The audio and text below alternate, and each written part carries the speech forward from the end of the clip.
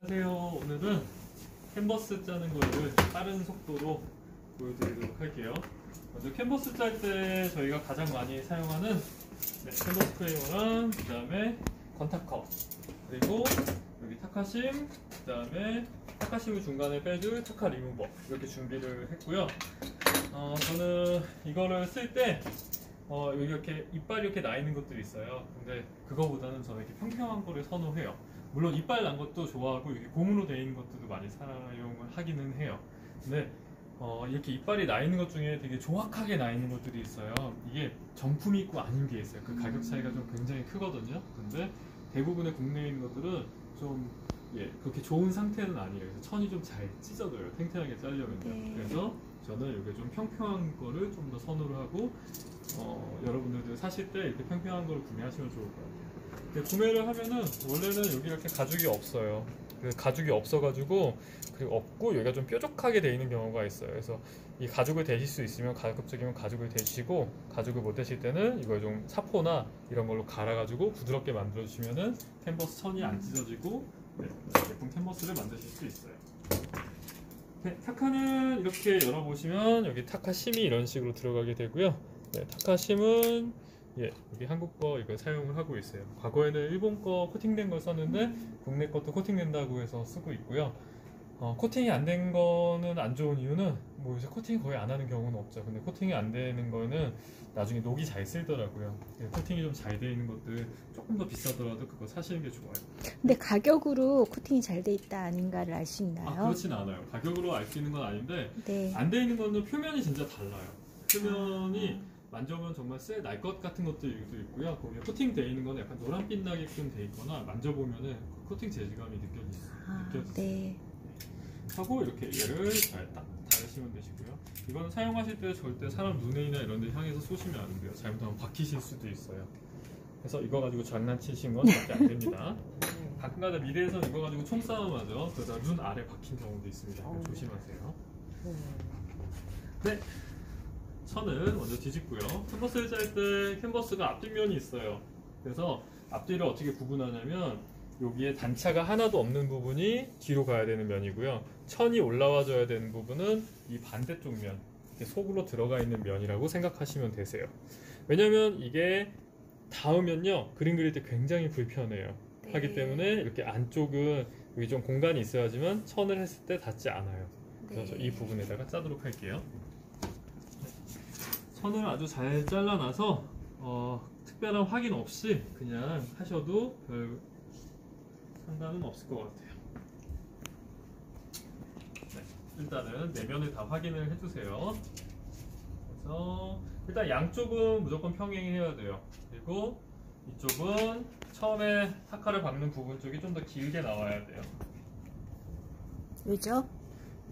얘를 처음에는 그냥 타카를 박을 거고 그 다음에 당길 건데요. 당겼을 때 많이 늘어나고 이쪽이 딸려 나올 거예요. 그래서 처음에 같이 이걸 완전히 똑같이 맞추고 하시면은 항상 두 번째 당긴 부분이 훨씬 더 길게 되는 현상이 발생을 해요. 네. 그래서 가급적이면은 처음에 한 부분을 어떤 사람은 물을 뿌리면 좋다는 얘기도 있는데 네, 물을 뿌려서도 많이 해요. 그럼 천이 좀 늘어나거든요. 근데 지금 제가 사용하는 이 천은 밑작업이 다 끝나 있어요. 그래서 물을 뿌린다고 해서 늘어나거나 그러진 않아요. 네, 그거는 생천 같은 거 하실 때 많이 사용하시는 방법 중에 하나예요. 생천에 물을 뿌리는 게 더 나은가요? 그러면은 짜기가 편하시죠. 천이 쉽게 늘어나니까. 하고 약간 돌릴게요.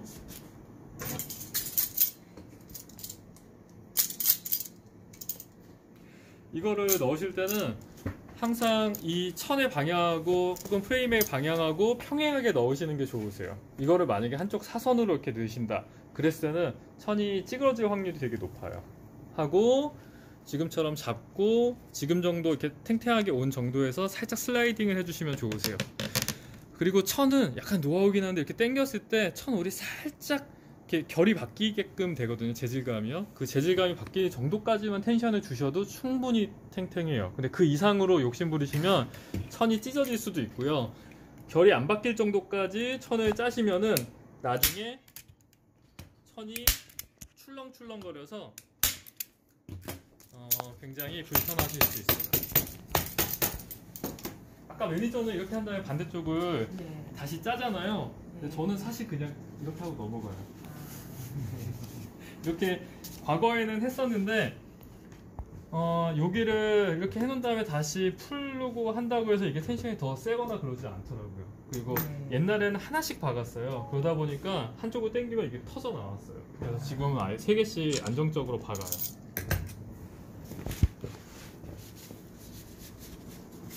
그리고 이제 다시 이제 이쪽 해서 십자가를 만들 거고요. 이렇게 만드실 때 이렇게 짜실 때 하나 주의하실 거. 보통 이렇게 돼 있는 상태에서 얘를 눌러서 천을 구겨트려요. 근데 그러지 마시고 처음에 여기 하실 때 눌러서 지금처럼 들으시면 천이 잘 구겨지지 않아요. 그렇게 해서 해주시는 게 훨씬 좋아요. 그리고 처음에 위에 접으실 때도 접어보시면은 양쪽에 밸런스를 맞춰주셔야 돼요. 밸런스를 맞추지 않고 어느 한쪽에 좀 치우치면은 나중에 그 부분에 물결이 생기는 경향이 많이 생겨요. 그래서 이렇게 꼭 한번 확인을 해주시면 좋고요. 그 다음에 중심, 나무의 중심을 이용을 해서 들어가고요. 당기고 약간 슬라이딩 소리 나죠? 하고 여기 대시고 이걸로 천을 눌러주시는 거예요.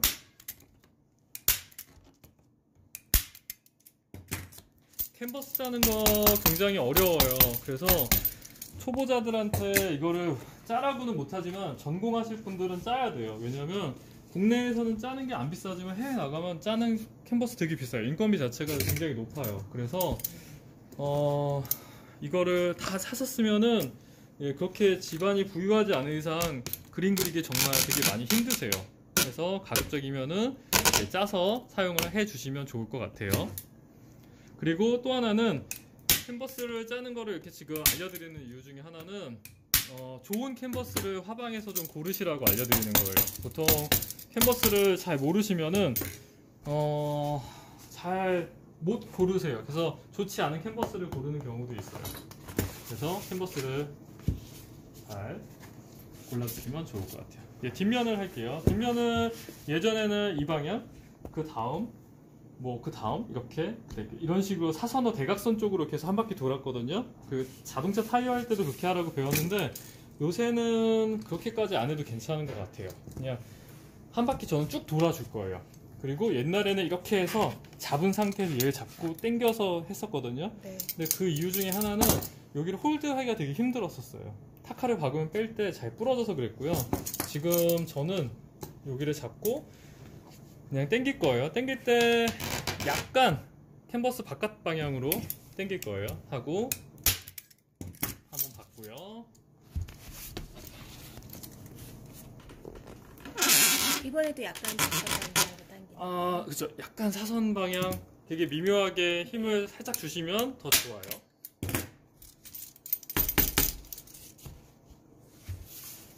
그래서 저는 한 바퀴 쭉 돌 거예요. 한 바퀴 쭉 그냥 돌게 하는 거는요, 사실은 제가 저희 매니저랑 다른 작가님들 캔버스 하는 거 가르쳐 줄 때 좀 더 쉽게 이해시키려고 한번 시도를 해봤었는데 이렇게 하더라도 별 문제 안 생겨요. 근데 분명히 어떤 분이 그럴 거예요. 아니야, 그렇게 하면은 너 잘못된 거야, 너 잘못 가르쳤어 라고 분명히 얘기하실 분도 계세요. 근데 나중에 여기다가 연필 같은 거 체크한 다음에 해보시면 이상 없어요. 네. 왜냐면 예전에 제가 이런 거 할 때, 강의할 때 이렇게 하면은 좋아요 라고 하면은 항상 어떤 분이 아닌데요 하고 얘기를 하시더라고요. 근데 정말 많이 짜보면 나와요. 이렇게 해도 된다는 거. 200호, 300호 할 때도 지금처럼 먼저 사이드를 먼저 해주시면 더 좋아요.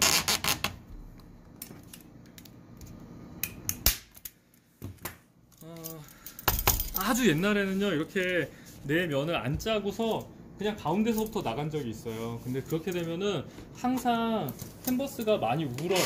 그래서 지금처럼 이 모서리를 해주시고 짜는 게 훨씬 더 효율적이고요. 그리고 딱 이 모서리를 다 돌릴 때까지만 힘이 많이 들어요. 그리고 이 모서리를 다 돌리고 나면은 그 다음부터는 힘이 별로 안 드실 거예요.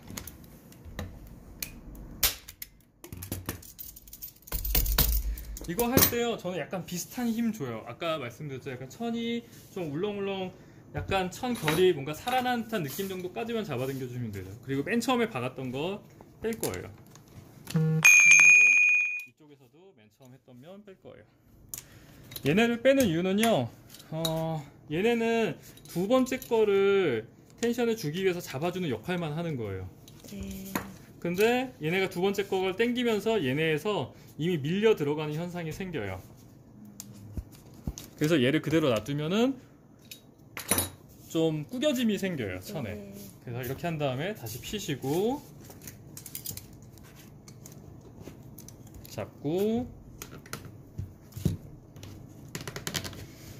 아까 영상에서 매니저가 짠 천도 굉장히 특이하다고 했는데 지금 제가 짜는 천은 굉장히 이질감 느껴지는 천이에요. 마감 처리된 천인가요? 네, 어떤 천인가요? 얘는 제소칠도 다 돼 있고요. 그리고 프라이머 칠까지 다 돼 있어요. 그래서 그냥 짜신 다음에 바로 유화를 그리시면은 되는 천이에요. 얘는 유화용 천이에요. 마감 처리가 다 됐으면 네. 더 뻣뻣한가요? 네, 약간 뻣뻣하기도 하고 느낌이 굉장히 네. 달라요. 그냥 늘어나는 것도 좀 많이 다르고요.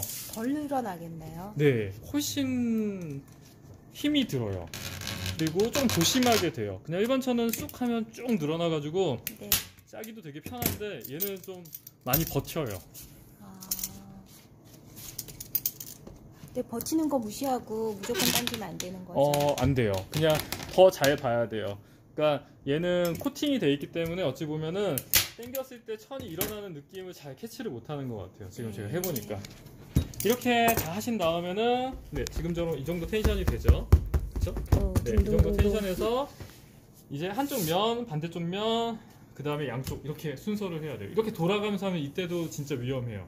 그래서 그냥 가급적이면 한쪽 면 하는데, 여기서 이제 요령은 여기 구석에다 무조건 넣으려고 안 하셔도 괜찮아요. 그냥 편하게 넣으실 수 있는 부분에다가 넣고요. 이동해요. 이동하다 보면 그냥 딱 걸리는 부분이 있어요. 네. 걸리는 부분에서 잡고 당기고, 당기시면서 뭘 보냐면요, 여기에 결을 보는 거예요. 이 결을 보고 결이 맞네? 그러면은 지금처럼 박으시면 되세요. 이 결이 왜 중요하냐면요, 이 결이 물결이시면 나중에 캔버스가 휘거나 크랙이 가는 경우가 많이 발생을 해요. 그래서 얘를 가급적이면은 그냥 딱 맞춰주는 정도? 그래서 처음에 중심과 끝이 중요한 거예요. 하고 그렇기 때문에 제가 아까 힘이 안 된다고 한 것도 그냥 지금 약하게 하셔도, 네, 당기셔도 충분히 당겨져요. 양쪽에 틀이 잡혀있기 때문에 훨씬 쉬워요.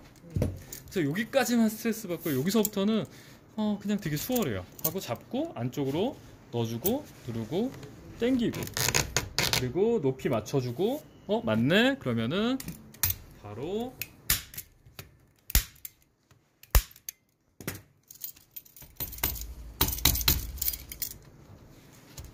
이렇게 짜면은 보시다시피 네, 옆면에 우는 거가 하나도 발생을 안 하죠? 네.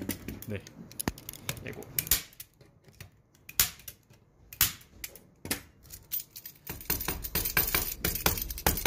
캔버스는 어떤 게 잘 짜진지 아시면은 화방에 가서 고르실 때 되게 좋으실 거예요. 그러면 나중에 또 문제도 안 생길 거고, 네. 뭐 캔버스가 휘어서 좀 스트레스를 받거나 아니면 천이 뭐 중간에 울거나 아니면 크랙 가서 좀 당황스러운 일들을 많이 줄이실 수 있을 거예요.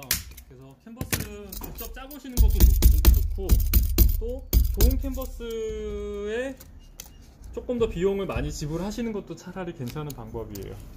이렇게 나중에 이제 유명해지시면은 캔버스 짜실 시간이 없으실 거예요. 그림을 계속 그려야 되니까요. 그때 캔버스를 사시게 될 텐데, 사실 때 이왕이면은 잘 된 캔버스를 구분하실 수 있으면은 많은 화방들에서도 좋은 캔버스를 만들 수밖에 없을 거예요. 화가들이 그걸 아니까. 근데 그거를 모르실 네. 때는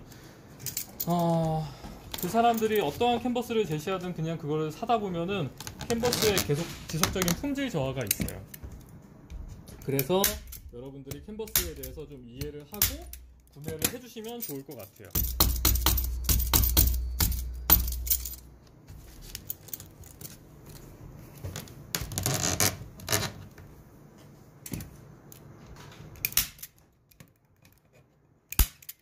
캔버스가 옆면이 운다고 해서 진짜 캔버스가 휠까요? 라고 질문을 하시면은 예, 제가 경험을 해봤어요. 전시 때 한번 했는데 여기가 이렇게 휘는 경우도 저도 봤고, 크랙이 생겼을 때 대부분은 옆이 이렇게 울어있는 캔버스 혹은 파도 친다라고 저희는 표현을 하는데, 파도 친 캔버스들이 크랙이 굉장히 잘 쉽게 가요.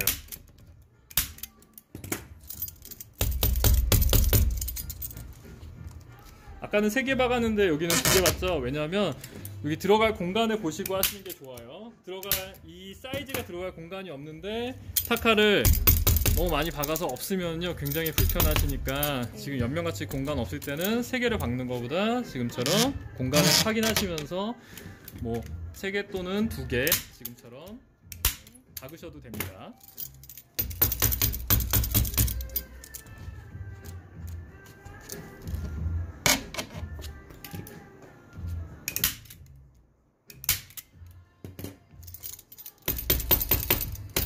제가 선생님들 캔버스를 짜거나 아니면 손님들 거 짤 때는 사실 되게 스트레스 받아하면서 짜거든요. 왜냐면 간격도 막 다 맞춰주는데 네. 막상 제 거 짤 때는 딱히 신경은 잘 안 써요. 왜죠?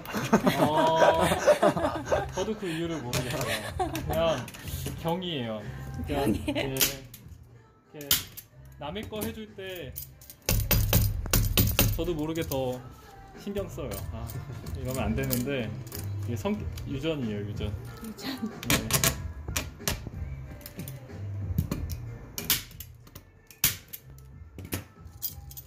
네. 네, 어렸을 때는 이런 간격 같은 것도 진짜 엄청나게 신경 쓰면서 짰었어요.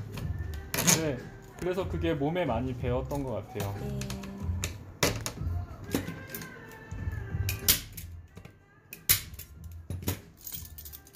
네, 캔버스를 이렇게까지 짜야 돼? 라고 물으시면 선생님들 혹은 작가님들의 작품을 조금 더 업그레이드 시키는 방법이지, 이게 절대 작품을 더 나쁘게 만들진 않을 거예요. 그래서 저는 좀 이렇게 짜셨으면 좋겠어요. 그리고 가끔가다 뒤가 너무 막 휘어질 정도로 짜는 거를 선호하시는 분 계시는데 그러면 안 돼요. 잘못하면 부러질 수도 있고요. 네. 나중에 문제 생길 수도 있어요. 지금 정도 짜도 보시면은 소리 들어보시면 거의 그리고 죽이네요. 눌렀을 때 나무가 안 닿아요. 이것도 되게 중요한 포인트예요. 나무가 닿으면 네네. 자국도 생기고, 이게 그만큼 늘어났다 줄어났다가 많이 하면요, 네, 캔버스가 그림에 별로 좋지 않아요. 균열이 잘 가요. 크랙이 가지 않도록 짜시는 게 좋고요. 이제 저는 마무리하는 거 보여드릴게요. 마무리할 때는 1번 이렇게 든다, 그리고 2번 여기 손톱으로 눌러요. 해서 보통 이게 거의 얘랑 이렇게 마주칠 정도까지 되면요 직각으로 떨어져요. 여기를 손톱으로 꼭꼭꼭꼭 해서 눌러주셔야 돼요. 안 누르면요 여기서 꺾여버려요, 앞쪽에서. 그러면은 어떤 문제가 생기냐면 이게 훨씬 뿔떡해지는 현상이 생겨요. 여기가 튀어나와요. 그래서 이렇게 해서 여기 눌러줘야 돼요. 네, 하고 여기 부분을 꼭 해서 이렇게 누르죠. 누른 다음에 지금처럼 모양을 잡아놓은 다음에 얘를 가지고 이 끝을 잡고 수직으로 살짝 당기면서 여기 밑에 부분에 또 넣어줘야 돼요. 해주시고 타카로 하나, 둘, 셋, 넷. 이 부분이 떠가지고 문제가 좀 은근히 잘 발생을 해요. 디스플레이 할 때 전시장에서. 그래서 여기를 좀 잘 마무리 해주면은 더 좋아요. 네. 이렇게 4면을 다 마무리하면은요 예쁜 캔버스가 나오고요. 지금처럼 마무리가 잘 된 캔버스를 가지고 그림을 그리시면은 더 즐겁게 작품하실 수 있을 것 같아요. 네, 오늘은 여기까지 캔버스 제작 과정 보여드렸습니다. 감사합니다. 감사합니다.